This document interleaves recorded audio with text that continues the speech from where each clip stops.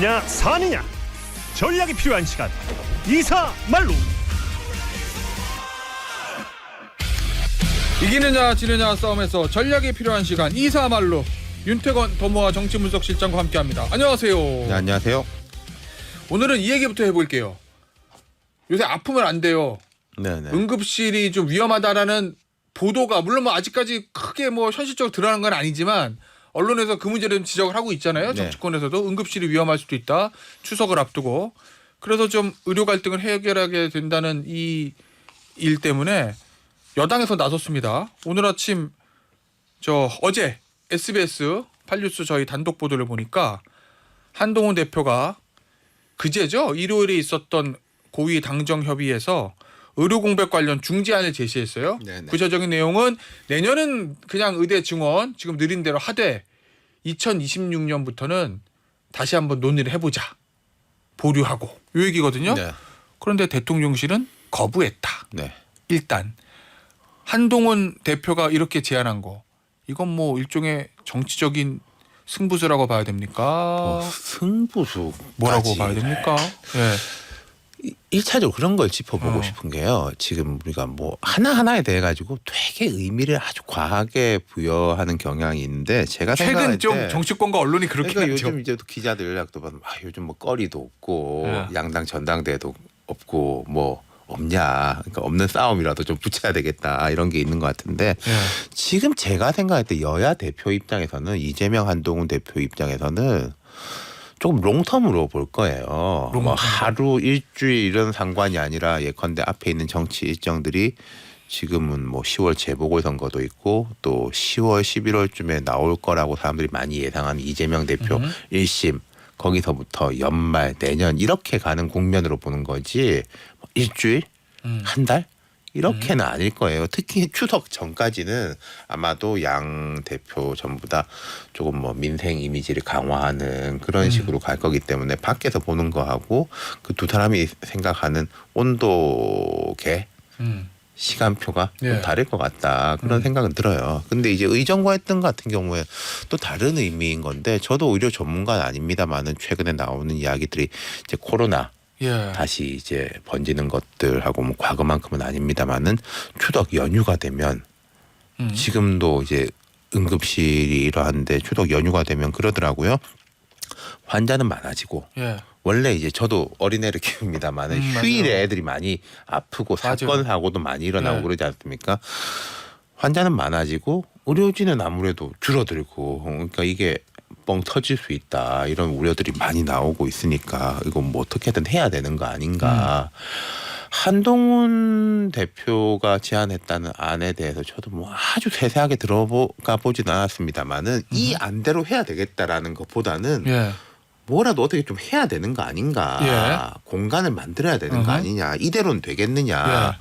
지금 조금 뭐 치킨 게임 양상인 거잖아요. 정부하고 의료계가. 정부는 물론 뭐 대화하자 다 열려 있다라고 하는데 증원 문제는 못 건드리고. 예. 근데 또 이제 그 전공이라든지 이쪽에서는 그게 제일 중요하다. 그게 제일 중요한데 뭐 나머지가 뭐가 중요하냐라고 하니까 뭐 어떻게 보면은 양쪽에서 다 욕먹을 수 있는 이야기를 한 건데 그 내용 자체보다는 좀 움직일 공간을 만들어 보자라는 거고 여기서 이제 1차적으로는 대통령실에서 거부를 한 건데 대통령 의지가 뭐 확고하다 이런 네. 이야기가 많이 들려요. 근데 저는 모르겠습니다. 대통령실도 좀 고민이 필요하지 않은가. 이게 마치 그때하고 비슷한 느낌이지 않습니까? 총선 직전에 예. 왜 그 2,000명에서 조금 뭐 움직일 수 있지 않냐 이런 이야기가 나오고 군부를 때니까 대통령이 담화한다. 담화할 때만 해도 이게 약간 뭐 근데 이제 52분 대화가 있고 그날 밤에 저녁 되니까 그때 제가 막 이야기 많이 했던 해례본들이 막 나왔지 않습니까? 예. 그때하고 비슷한 느낌이에요. 근데 그때는 이제 선거라는 어떤 커트라인을 두고 이 앞에 뭘 해야 되는 거 아니냐라는 절박감이었다면 지금은 그때보다 어떻게 보면 더 크죠. 커트라인이 없이 계속 진행되는 거고 거기다가 아까 제가 이제 코로나하고 추석 이야기했습니다마는 예. 2학기 개강을 하잖아요. 의대가 예. 그럼 지금은 보십시오. 뭐 한 학기 수업을 통으로 날려도 뭐 유급을 안 한다, 안 시킨다라고 억지로 밀어놨는데 예. 2학기 때도 그 전공이라든지 학생들이 복귀를 안 하면 그럼 뭐 어떻게 할 수가 없는 거잖아요. 자, 그러면 결국 한동훈 대표 입장에서 보면 본인이 집권 여당 대표로서 뭔가 민생 문제를 해결해야 되는 어떤 것들은 있고, 그래서 가장 큰 문제 중에 하나는 의료 문제를 해결하기 위해서 절충안을 제시했으나 네. 대통령실에서 거부했잖아요. 네. 그러면은 앞서 총선 때와 비교해서 얘기해 보면 총선 때는 나름대로 총선 때문에 대통령이 좀 움직일 공간도 있었는데 움직이지 않았어요. 그렇죠. 근데 지금 앞으로 선거도 없습니다. 그러면 본인이 어떤 했던 행동이나 말들을 별로 바꾸지 않는 대통령 기존 스타일로 봤을 때 선거도 이제 앞으로 없으니까 계속 밀어붙일 거다. 근데 이제 이거 선거가 얘기입니까? 없지만 아까 제가 말씀드린 건 그땐 차라리 커트라인이 있어가지고 아이고 뭐 이거 넘어가면 다음 시험 잘 치지 이런 거라도 있지만 이건 오히려 커트라인이 없는 거잖아요. 쭉 가는 거지 않습니까? 추석을 어떻게 넘길지 잘 모르겠습니다만은 예. 잘 돼가지고 큰 탈 없이 넘어간다 하더라도 계속되고 아까 말씀드린 대로 2학기 개강 닥치는 거고.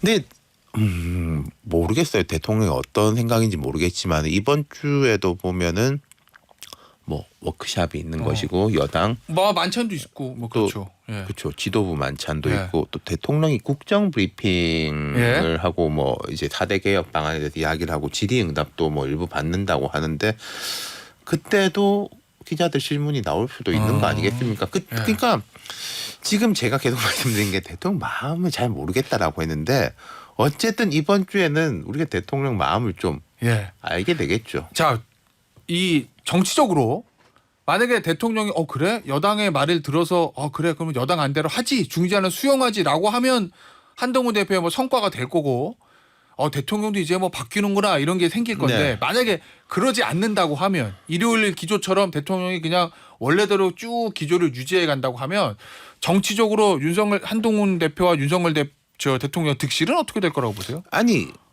이게 그러니까 윈윈이 될 수 있는 방법이 있는데 예. 한동훈이 이렇게 말했지만은 대통령이 뚝심을 지켰다라고 하면 그게 용산에 좋은 건가요? 안 좋을 것 같은데요? 그렇죠. 예. 더 안 좋죠. 예. 안 좋아요. 예. 예.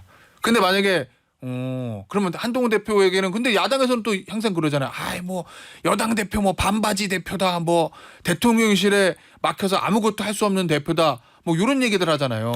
그렇죠. 그게 뭐 두 가지가 다 겹치는 거겠지만 약한 대표론이 있는 것이고 예. 말 안 듣는 대통령론이 있는 것이고 뭐 예. 이렇게 보는 거겠죠. 그리고 야당도 이제 조금씩 이야기를 하는데 그런 생각을 해요. 이제는 박찬대 원내대표라든지 예. 다른 야당 의원들하고 이재명 대표는 좀 다르지 않습니까? 그 위상이랄까 뭐 목표가 다르니까 야당도 예를 들어서 뭐 친일 반일 문제는 엄청나게 밀어붙이고 방송 장악 이슈 야당 입장에 되게 중요한 문제인데 그런 건 되게 밀어붙이는데 이런 이슈에 대해서는 이건 뭐 정부하고 여당이 알아서 할 거지 우리는 야당인데라고 하는 식의 그 칭위 두기가 예. 계속 통하겠느냐. 그러니까 알겠습니다. 이거는 모두에게 부담인 거예요. 근데 뭐 순서를 매기자면은 당연하게 용산이 1번이고 여당이 2번이고 야당이 3번인 거죠. 알겠습니다. 자, 대표회담 얘기 좀 해볼게요. 결국은 될 거로 봅니까? 아니면 저는 뭐 된다고 생각을 해요. 예. 그 여러 보도에도 나오고 저도 지난번에 그 말씀을 드렸지만은 제가 생각할 때는 여기에서 뭐 특정 현안에 대한 타결을 하는 것보다 두 사람이 어떤 모습을 보여주고 좀 대화를 할 수 있는 파트너로서의 모습을 보여줄 수 있느냐. 그게 첫 번째고 그 모습이 보여주는 상황에서 뭐 특정 현안에 대한 타결로 가는 거라고 생각을 해요. 이 회담을 앞둔 이재명 대표하고 한동훈 대표의 속내 목표는 뭐라고 봅니까? 두 사람도 아까 제가 말씀드렸지 않습니까? 이 시간표가 조금 다를 거다. 뭐 이번 주에 내가 점수를 확 따야지 다음 주 시험에서 이긴다 그런 건 아닐 거거든요. 예. 단기적으로는 뭐 추석 연휴부터 한 10월까지인 거고 장기적으로는 뭐 중기적으로 연말 연초 장기적으로는 대선 레이스 아니겠습니까? 그러니까 여기에서는 뭐 내가 뭐 상대방을 막 누르는 모습보다 제가 생각할 때는 국민한테 어떻게 비칠 것인가. 우리가 이렇게 이야기하고 있지만은 제가 물론 이제 우리 진행자 보고 이야기하지만은 궁극적으로 청취자들이 어떻게 듣느냐 뭐 또 맞아요. 그런 신경 쓰는 거 아니겠습니까? 예. 여기서 내가 이겨 먹어야지라고 하면은 뭐 예. 이겨 먹으려면 이겨 먹을 수도 있겠지만은 그럼 이 또 남들은 어떻게 생각할까? 그게 중요한 거잖아요. 그러면은 사실은 그런 TV 토론 형식의 100% 생중계 이거는 좀 바람직하지 않다 이런 얘기입니까? 그러니까 저는 거기에 애초부터 얼마나 그 많은 무게가 실려 있었는지는 잘 모르겠어요. 아, 그럼 한동훈 대표가 그걸 아주 그렇게 중요하게 생각한 건 아닐 거다. 그렇죠. 물론 그게 어제 전제 조건이었을까. 예. 예. 어제 뭐 그렇게 해서 약간 톤을 낮추긴 했습니다. 이 생중계가 회담의 전제 조건으로 고집하진 않겠다. 그 얘기는 민주당이 한동훈 대표의 애초의 안을 받지 않으면 조금 톤을 낮춰서 수정할 수 그러니까 있다. 뭐 룰 싸움에 대한 뭐 기싸움 같은 건데 민주당에서 이제 한 대표에 대해서 뭐 반쪽이다 뭐 이런 비판을 하기도 하고 또 의석수도 작고 하니까 여야 대표지만은 사실 그 이재명 대표가 뭐 여러 부분에서 앞서 있는 게 예. 맞겠죠. 뭐 두 당내 사람에 상황적이나. 대한 뭐 인격이나 능력 차이를 떠나가지고 예. 그렇다면 이제 원래 약팀이 이런 데에 대해서 조금 민감하기 마련 아니겠습니까? 그렇다고 해서 이거 뭐 파토놓고 그런 거 같진 않은데요. 알겠습니다. 이 여당 일각에서는 뭐 그런 얘기도 좀 하잖아요. 이재명 대표가 저 영수회담을 처음에 제안을 하고 저 여야 대표회담을 처음에 제안하고 그다음에 한동훈 대표가 이제 오케이 해가지고 이제 이게 이제 굴러가는 건데 이재명 대표의 속마음은 대통령과의 영수회담에 있고 이 한동훈 대표와의 회담은 그거를 가기 위한 빌드업 과정 일종의 징검다리 아니냐라는 의심들을 국민의힘 쪽에서는 좀 하는 것 같거든요. 그러니까 이재명 대표의 진의에 대해서. 옛날에 지금 홍준표 시장이 자유한국당 대표 때도 대통령 만나고 싶어하고 네. 야당 대표들은 늘 그래요. 늘 그렇게 하니까 뭐 특이할 건 없는 것이고. 근데 그렇다고 해가 아까 제가 말씀드린 것처럼 대통령을 만나가지고 뭘 이제 확 관철시키고 이러면 어떤 박수 받고 하면 제일 좋겠지만은 그거는 현실적으로 어렵지 않습니까? 이제 옳다 그르다를 떠나가지고 둘이 만나가지고 네. 내가 설득을 하든지 눌러가지고 이 사람이 굴복한다. 그건 있기 힘든 거라는 거는 이재명 대표도 다 알 것이고. 그러니까 네. 현실적인 목표는 뭐 대통령 당장 못 만나면 여당 대표 만나가지고 네. 아까 말씀드린 대로 2기 이재명의 변화된 모습, 네. 대통령감이다. 이런 걸 네. 보여주고 싶은 게 아니겠어요? 알겠습니다. 관전 포인트 하나만 짚어주세요. 이 대표회담에서. 왠지 다음에 출연하기 전까지 될 것 같기도 한데 지금 얘기 들어보면. 관전 포인트 모르겠어요. 저는 이게 약간 두 사람이 또 보자라는 구체적인 약속이 될 수 있느냐. 라고 네. 또 과거에 지금 뭐 보도 많이 나옵니다만은 뭐 황우여 김한길 회담 네. 뭐 이런 이야기도 나오고 그때 성과가 좀 있었는데 네. 그때 보면은 첫날은 그렇게 성과가 없었는데 곧바로 약속을 2+2 회담 약속을 잡았어요. 2+2는 원내대표까지 끼워가지고 그렇겠죠. 정책을 그래서 이제 하고. 그 결과가 나왔거든요. 뒤에는 저는 그런 식의 약속이 나올 수 있느냐라는 거랑 조금 뭐 신사협정 같은 게 있을 수 있느냐. 그러니까 여야가 당연하게 뭐 서로를 공격 안 할 수는 없는 건데 네. 좀 뭐 말이라도 뭐 어떻게 그게 물론 얼마나 오래 가겠습니까만은 저는 그렇게 생각해요. 우리가 작심삼일이라는 이야기를 하면서 3일 동안 계속 작심하면 되지 그러잖아요. 만약에 여야 대표가 만나가지고 신사협정을 해서 이게 한 달, 2달 가면 한 달, 2달 있다가 또 하면 되죠. 뭐. 그렇겠네요. 성과에 있어서는 양측 누가 더 절실할 거로 보세요? 뭐 둘 다 절실을 하겠지만 그래도. 그러니까 뭐 아까 제가 말씀드린 대로 현실적으로 누가 누구의 상대방을 막 설득 굴복시키는 건 쉽지가 않은 건데 현실적으로 절실한 건 모르겠습니다. 뭐 둘 다 이제 절실하겠죠. 근데 제가 중요하게 생각하는 거는 두 사람 다한테 좀 이런 당부 같은 걸 드릴 게 내가 어느 정도 양보할 수 있는 거를 먼저 좀 계산해가지고 나갔으면 좋겠어요. 줄 걸 줘야 된다는 그렇죠. 말씀이시구나. 내가 이거 먼저 네. 주겠으니까 네. 대신에 이거 달라라고 할 때 이게 말이 다르고 다른 게 이거 주면은 내가 이거 줄게가 아니라 내가 네. 이거 주겠다. 먼저 할 수 있는 거. 예. 예. 알겠습니다. 자, 민주당 얘기 좀 해볼게요. 앞서 민주당 2기 언급도 좀 해주셨는데 어제 보니까 인재위원장 여기에 정성호 의원 그다음에 총괄특보단장에 안교백 의원 이렇게 임명했어요. 네. 그래서 이제 2기 체제 이재명 대표 체제 2기 인선이 모두 마무리됐는데 윤 실장 저희랑 사전 인터뷰할 때 보니까 요 두 사람의 인선이 눈에 들어왔다. 네, 네, 그렇습니다. 왜 그렇죠? 이번 전당대회 대해 가지고는 뭐 일극화다. 그리고 최고위원들끼리는 이제 뭐 명심, 명팔이 이야기하던 한 분은 탈락하고 뭐 그런 게 있으니까 그게 이재명 대표한테도 부담이 될 것이고 예. 그리고 제가 몇 번 말씀드렸는데 그 최고위원들의 면면을 보면은 실제로 이 대표하고 그렇게 뭐 인연이 깊지 않은 분들도 있고 그분들은 말하자면은 이른바 강성 지지층 위에 올라타 있는 사람들인데 네. 정성호, 안규백 두 사람은 좀 다르죠. 선수도 많고 당에서 역할도 이제 많이 했었고 이재명 대표하고 관계도 깊기 때문에 조금 뭐 지지층에게 일희일비하지 않고 전략적인 움직임을 보일 수 있는 사람들 또 이재명 대표가 믿을 수 있는 사람들이기 때문에 전 두 사람 위상이 상당히 강할 걸로 보여요. 그 정성호 인재위원장 같은 경우에는 곧바로 인터뷰도 시작을 하던데 자 지금 또 흥미로운 게 선거도 한참 남았잖아요. 예. 지방선거 정도가 그것도 한 1년 맞아요. 더 예. 있고 그다음은 총선 없고 대선인데 그럼 지금 인재위원장이 한 역할은 뭐겠습니까? 뭐예요? 다 할 수 있는 거죠. 다. 아. 뭐든지 다. 프리롤로 움직일 수 그렇죠. 있다. 그거고 크게 봐서는 예를 들어서 정성호 인재위원장이 우리 김태현 변호사를 만난다 치면 좋은 이야기하고 힘 보태자라고 하면 궁극적으로는 우리 이제 2027년에 같이 한번 힘 보태 봅시다. 예. 지금 현재 민주당에서 바깥에 외곽 내지는 안에 있는 사람들한테 줄 수 있는 게 다음 공천 준다라는 것보다 그게 더 제일 큰 거 아니겠어요? 제안할 수 있는 제일 최고 위상의 것이.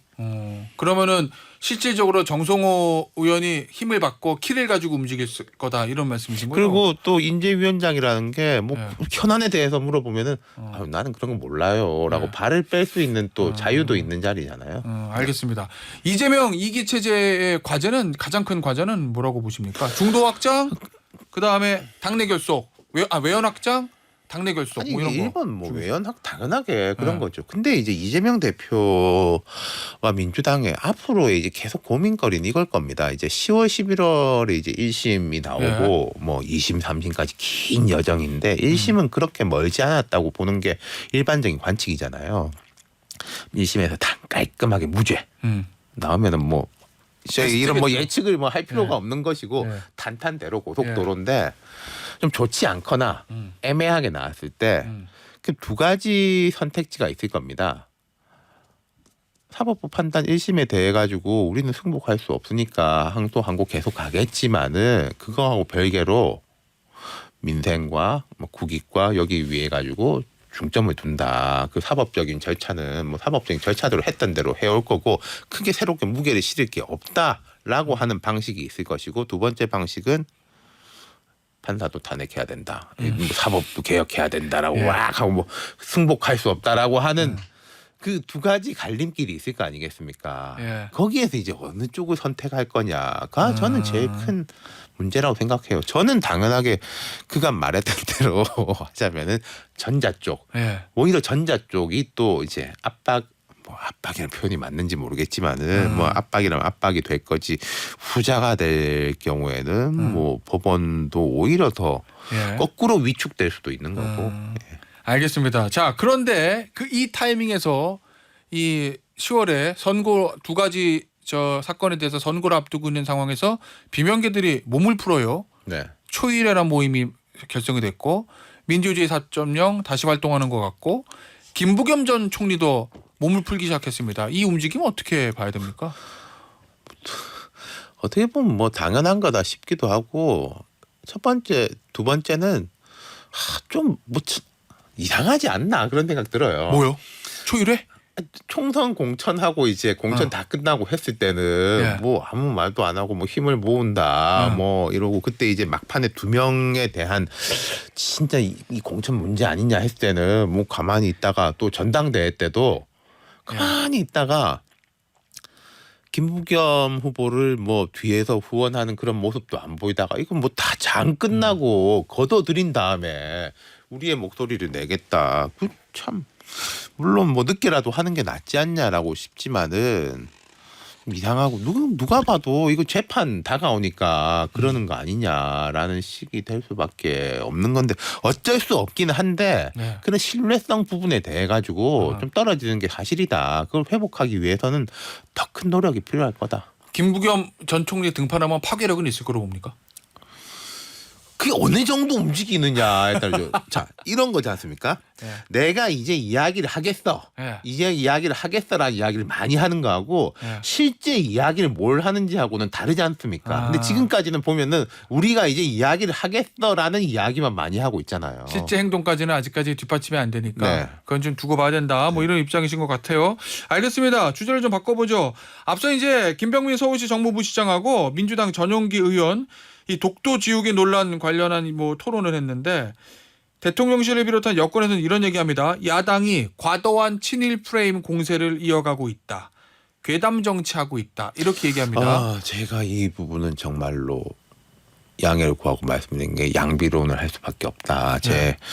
또 양비론 이전에 뭐 이런 말까지 참 해야 되는지 모르겠는데 저희 아버지가 광복회원이에요. 예. 저희 할아버지는 독립유공자로 이제 국립현충원에 계시고 양비론을 할 수밖에 없는 게 대통령실에서 뭐 여러 가지 행보에 대해서 모르겠습니다. 뭐 제가 생각할 때 사람들이 오해할 수밖에 없는 또 이 지금 한국 정치라는 게 이해할 준비가 아니라 오해할 준비가 돼 있는 경우가 많은데 정말 오해할 준비가 돼 있는 사람들한테 오해할 수밖에 없는 비밀 제공한 게 너무나 많고 거기에 대한 민주당의 대응을 독도를 팔아먹는다는 게 대체 무슨 말인지 잘 모르겠어요. 예를 들어서 일본을 자극하지 않으려고 하는 거 아니냐. 너무 뭐 과하게 우리 국민들의 정서보다 일본 사람들 정서를 중시하게 생각한 거 아니냐라는 비판은 충분히 가능한데 그럼 독도의 영유권을 이 정부가 진짜 내주려고 생각한다는 건지 묻고 싶고 또 엊그제 어떤 의원이 국군의 날 이제 그 휴일 임시 공휴일 되는 거에 대해서